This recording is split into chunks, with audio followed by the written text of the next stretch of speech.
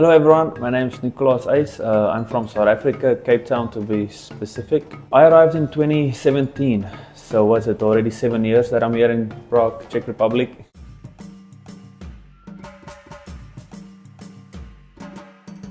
In 2017 I came over to play rugby, professional contract, so that's what I'm still doing, and I also recently opened my bistro called Safa Maso. In 2017, like I said, I got an offer to come over to play rugby as a sport for 3 years and fell in love, and I just stayed here, yeah.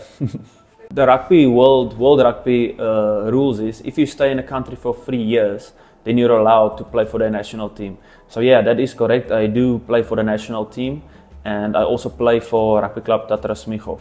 To be honest, when I got an offer, I didn't even know Czechs do play rugby.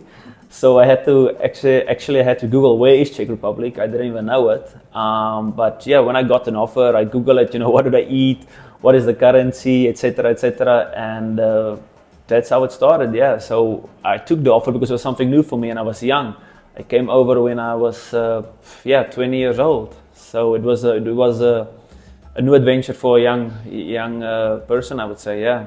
Like I said, you first have to be 3 years in the country to be eligible. And after that 3 years, they invited me to some training camp. We were about 50 people nominated. And yeah, after that, I just got selected to play my first game. I would say was probably against Croatia. Yeah, it was good. It was pride for me. Like we were singing the national anthem. I was a little bit like crying, and it was still emotional for me. So yeah, it was like a bucket list ticked. I mean, that's why I came in 2017 to play rugby. So for me to represent my new home country it was good. It was something special. Yeah.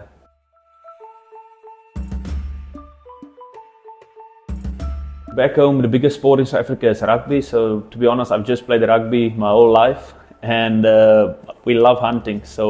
And that's where my passion also started to make dry meat, because we go hunting and then we dry some of the meat.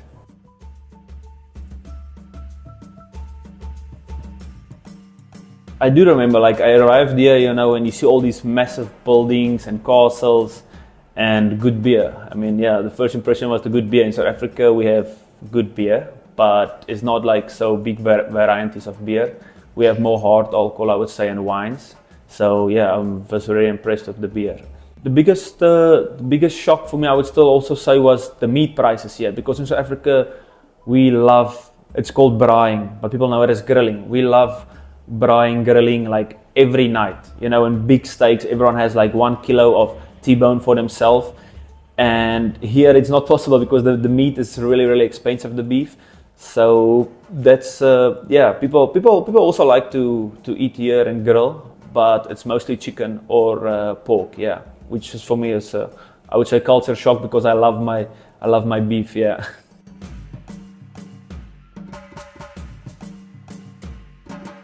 It was during COVID. That's how my project started. I made biltong for myself, and before I know it, I had friends ordering, etc., etc.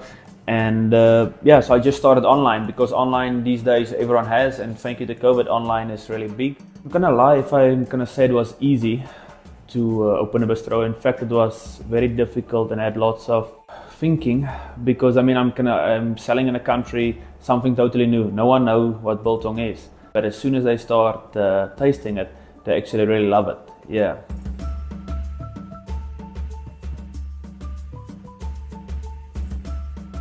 Biltong was discovered, I would say, in the 1600s.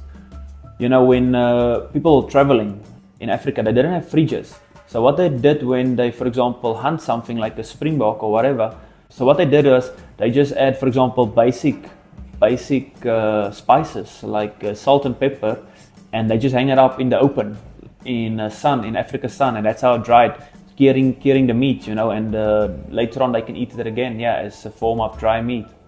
How you make this biltong is, first the butcher arrives, with the whole piece of meat. I have to cut it in pieces like this. You marinate it with the typical salt, coriander, Worcester vinegar, etc. You leave it in the fridge for 24 hours, and then you hang it just like this in the biltong dryer to dry, and then you cut it nicely. And afterwards, if you really want to, you can still add spices like chili, Worcester, chutney, red wine, etc. We have different varieties of meat here. So like you can see here, for example, we have the biltong original 100 grams, or if you maybe like to have your own whole piece of meat, you can also have a nice whole piece of meat and you can cut it yourself. And like you can see, this one still has some nice fat on, which is also, in my opinion, the best because the fat holds all the nice flavor. The thing is, I have a family recipe, and I would have to thank my dad and his dad, which means my grandpa, for this recipe, because I mean this recipe is older than me, the best biltong in South Africa.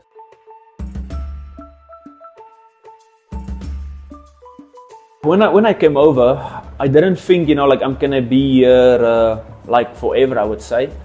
But after 2 or 3 years, I got really, like, I would say, lonely, and I just, you know, I was speaking to my wife about it, like, hey, I'm the only one here, and it's I don't want to be the only one here from South Africa. So I started the Facebook group, South Africans in Czech Republic, and yeah, before I can even notice it, we were like so many people just joining, and then I started having my first event. It was maybe about 4 years ago, I would say.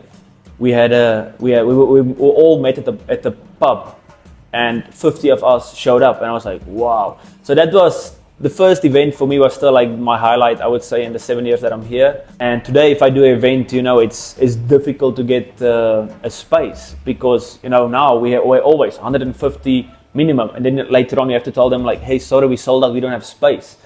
So we're really growing, and that's what I love. I love giving back to the community here, and just like for people to meet other South Africans and to help them, because I knew the struggle I went through 7 years ago.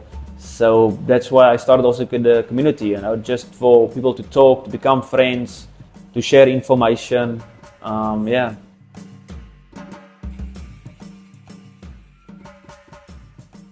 I know Czechs, they love meat still, and they love dry meat, so they love jerky. And now I can learn them, and I can walk in here and I can give them a full experience. South Africa food, wine, spices, and real dry meat, yeah. Because that's what South African people is about. It's just about loving, enjoying, you know, like meeting new people, laughing. They're just, South Africans, people like that, love to have a good time, yeah. Plans for the future is to get, hopefully, this shop up and running, you know, really good. And then I can maybe open up something different to care about. Yeah, we will see what the plans for the future hold.